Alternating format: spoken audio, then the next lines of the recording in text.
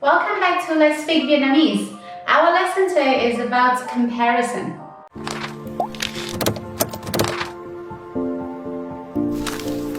Before we start the lesson, don't forget to hit like and subscribe. And also, you can order our books from this link.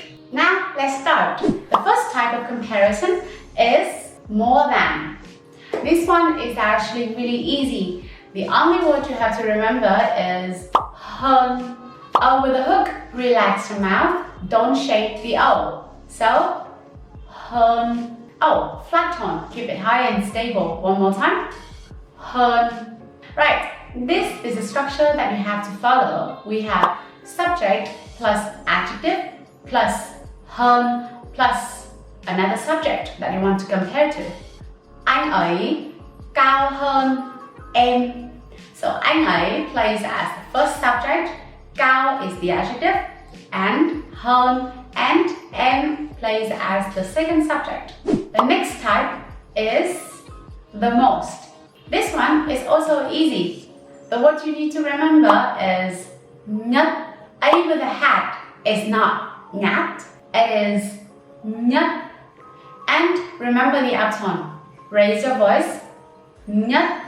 This one has pretty much the same structure as the first one. So we have subject plus adjective plus nhất. Because your saying is already the most, so of course you don't need to compare it with anything else, right? Let's look at the example. We have anh ấy cao nhất. The last one is as. With this one, we have the word như or bằng. So, như, you with a hook, you have to stretch the mouth to the side and do not shape the U. So it's như. The word như can be translated as like as or like, while the word bằng means equal. Which means the word bằng, you use it when to compare something that relates to measurement like numbers, height, or weight. Okay, for example, we have anh ấy cao như em, means that he's pretty much like similar height, but if you know the number of his height, which is 180, and the number of your height, which is also 180, then in this case we will say anh ấy cao bằng em instead. The next part is a little bit difficult. It's a new concept, so if you still don't understand, leave us a comment and maybe I can answer them better. With the type of comparison as, in Vietnamese, we actually have two structures. The first structure I just introduced to you above. We have subject 1 plus adjective plus như or bằng plus subject 2. The second structure you use is subject 1 plus và, which means and, plus subject 2 plus adjective, and then the word như nhau or bằng nhau. Nhau means each other.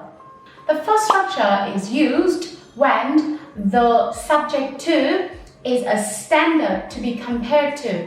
For example, you see that trees are often very tall, right? So I will say anh ấy cao như cái cây, means that he's as tall as a tree, and then tree is a symbol of being tall.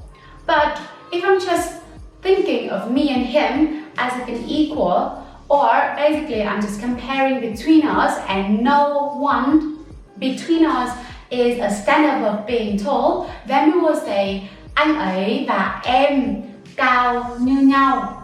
Let's look at some examples. We have the word cao means tall. I will say a sentence in English and then you translate them into Vietnamese for me, okay? He is taller than me. That's correct. We have anh ấy cao hơn em. Second, we have the word béo means fat. My cat is the fattest. How do you say that? Correct. We have con mèo của em béo nhất. And the last one, we have the word đẹp means beautiful. If you want to say, oh, she's beautiful as a flower, how would you say that? Correct. We have chị ấy đẹp như hoa. Or if you want to say that both Linda and Caitlin are beautiful, then we will say Linda và Caitlin đẹp như nhau.